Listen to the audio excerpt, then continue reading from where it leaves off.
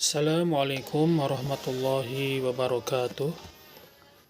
Innal hamdalillah nahmaduhu wa nasta'inuhu wa nastaghfiruh wa na'udzu billahi min syururi anfusina wa min sayyiati a'malina may yahdihillahu fala mudilla lahu wa may yudlil fala hadiyalah. Asyhadu an la ilaha illallah wahdahu la syarikalah wa asyhadu anna Muhammadan abduhu wa rasuluh la nabiyya ba'dah. Ikhwan dan akhwat yang dimuliakan Allah Subhanahu wa taala, pada kajian kali ini kita akan membahas tentang bagaimana cara kita membina keikhlasan di dalam beribadah kepada Allah Subhanahu wa taala. Ikhlas adalah merupakan amalan yang paling utama sehingga menjadi syarat diterimanya setiap amal perbuatan soleh kita kepada Allah Subhanahu wa taala. Tanpa ikhlas, maka amalan kita akan sia-sia belaka, tidak akan diterima oleh Allah Subhanahu wa taala. Bahkan setiap amalan yang tidak karena Allah Subhanahu wa taala, yang tidak meniatkan ikhlas hanya kepada Allah, maka dia akan mendapatkan siksa dari Allah Subhanahu wa taala. Bahkan orang yang tidak memurnikan ibadahnya hanya kepada Allah Subhanahu wa taala, tetapi meniatkan ibadahnya hanya untuk selain Allah Subhanahu wa taala, maka dia akan terjatuh kepada kesyirikan yang Allah Subhanahu wa taala tidak akan mengampuni setiap dosa yang dilakukan oleh hambanya, karena dia menyekutukan Allah Subhanahu wa taala sampai dia bertobat kepada Allah Subhanahu wa taala sebelum dia meninggalnya.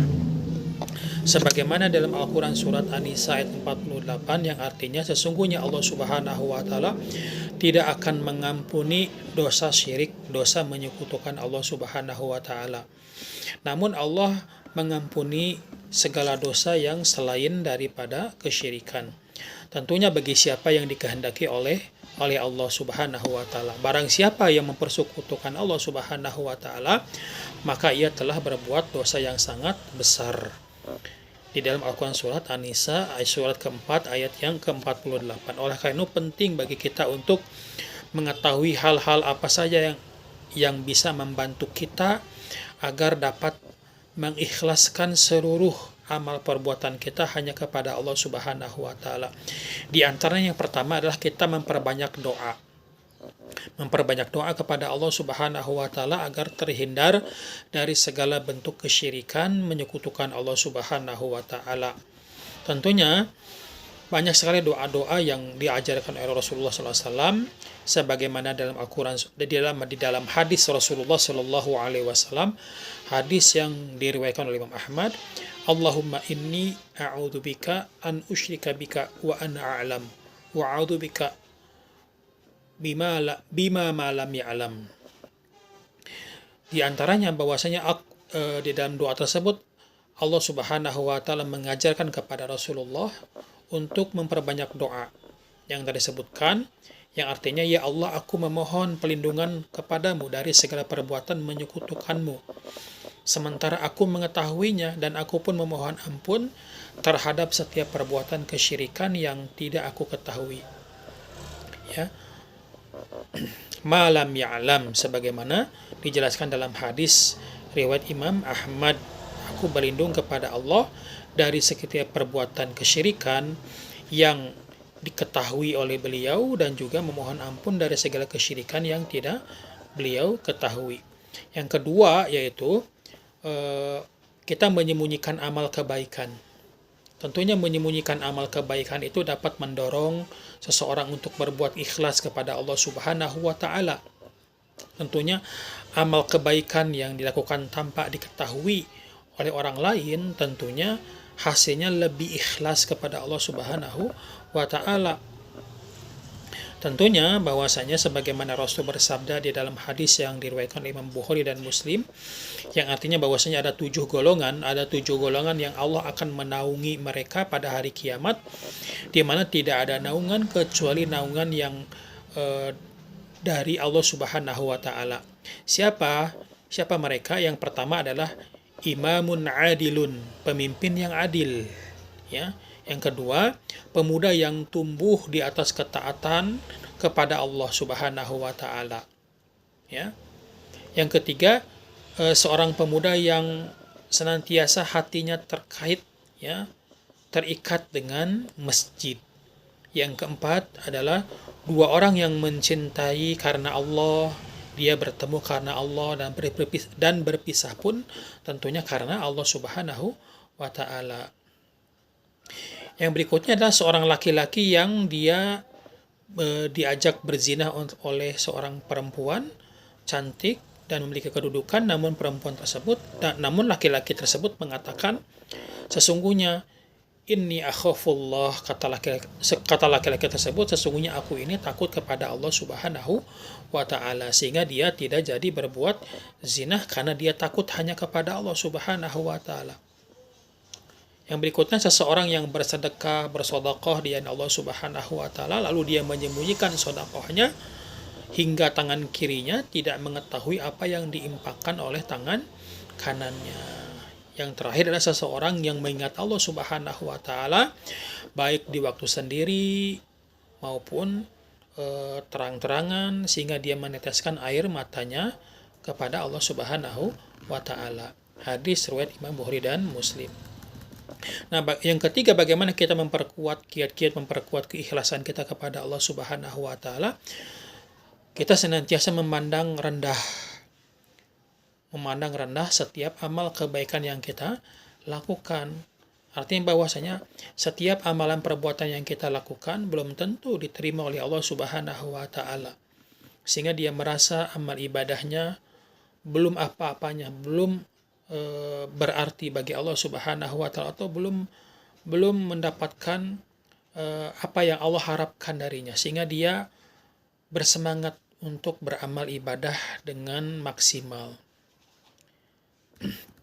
Sebagaimana dikatakan oleh Sa'id bin Zubair berkata, ada orang yang masuk jannah karena perbuatan maksiat, dan ada juga orang yang masuk ke dalam neraka karena amal kebaikannya. Maka ada yang bertanya kepada Sa'id bin Zubair, bagaimana hal itu bisa terjadi? Maka beliau menjawab, seseorang yang melakukan perbuatan maksiat atau dosa kepada Allah Subhanahu wa taala, namun ia senantiasa takut kepada Allah Subhanahu wa taala dari siksa Allah yang akan ditimpakan kepada dia akibat dosa atau maksiat yang dia lakukan. Maka ketika ia bertemu dengan Allah Subhanahu wa taala, dan Allah pun mengampuni segala dosa-dosa maksiatnya karena rasa takut yang melanda kepada dia manakala azab Allah ditimpakan kepada dia. Sedangkan ada orang yang senantiasa beramal kebaikan, ia senantiasa bangga, merasa ujub, merasa takabur, merasa sombong, paling alim, paling faqih, ya, tanpa ia sadari bahwa perbuatan tersebut adalah perbuatan kesombongan yang bisa menghapuskan segala amal kebaikannya di sisi Allah Subhanahu wa taala, sehingga Allah Subhanahu wa taala memasukkan dia ke dalam neraka. Nauzubillah tsumma nauzubillahi min dzalik. Yang keempat, bagaimana kita memperkuat keikhlasan kita kepada Allah, itu kita merasa takut tidak diterima amal perbuatan kebaikan kita oleh Allah Subhanahu wa taala. Sebagaimana dalam Al-Quran surat Al-Mu'minun ayat ke-60, yang artinya dan orang-orang yang memberikan apa yang telah mereka berikan dengan hati yang takut, karena mereka mengetahui bahwa sesungguhnya mereka akan kembali kepada Rabb mereka. Menurut Ibnu Katsir dijelaskan, tafsir surat Al-Mu'minun ayat 60 ini, bahwasanya ayat ini menjelaskan bahwa di antara sifat-sifat orang-orang yang beriman, di antara sifat-sifatnya orang beriman adalah dia senang memberi, senang bersedekah, senang berinfak. Namun mereka takut amalan tersebut tidak akan diterima oleh Allah Subhanahu wa taala. Yang kelima, bagaimana kita memperkuat keikhlasan kita kepada Allah, tentunya tidak terpengaruh dengan perkataan dari orang lain. Pujian, perkataan atau sanjungan yang diberikan kepada dia dari orang lain, maka dia tidak mempedulikannya. Dia semata-mata hanya menginginkan ridho dan wajah dari Allah Subhanahu wa taala. Yang keenam, dia menyadari bahwasanya pemilik surga itu dan neraka itu hanya milik Allah Subhanahu wa taala. Jadi seorang hamba tentunya menyadari bahwa orang-orang yang dia jadikan tujuan amalannya tersebut, baik karena ingin dipuji, karena ingin disanjung, tentunya akan sama-sama dihisab di sisi Allah Subhanahu wa Ta'ala. Mereka pun juga sama-sama akan dibangkitkan bersama-sama di padang mahsyar dalam keadaan takut dan telanjang bulat. Sama-sama akan menunggu keputusan peradilan dari Allah Subhanahu wa Ta'ala. Apakah dia dimasukkan ke dalam surga atau ke dalam neraka?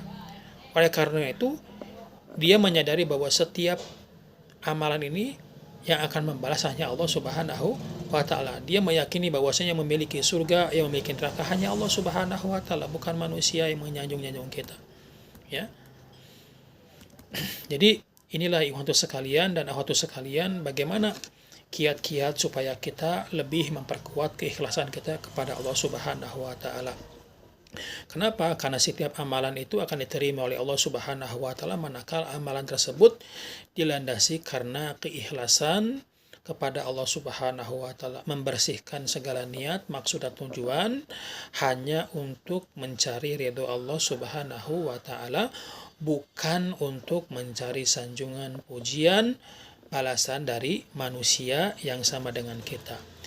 Baik, oleh karena itu mudah-mudahan kita semua termasuk hamba-hamba Allah yang mukhlisun, hamba-hamba Allah yang termasuk orang-orang yang ikhlas, yang akan mewarisi surga firdausnya Allah Subhanahu wa Ta'ala. Wabillahi taufiq wal hidayah. Wassalamualaikum warahmatullahi wabarakatuh.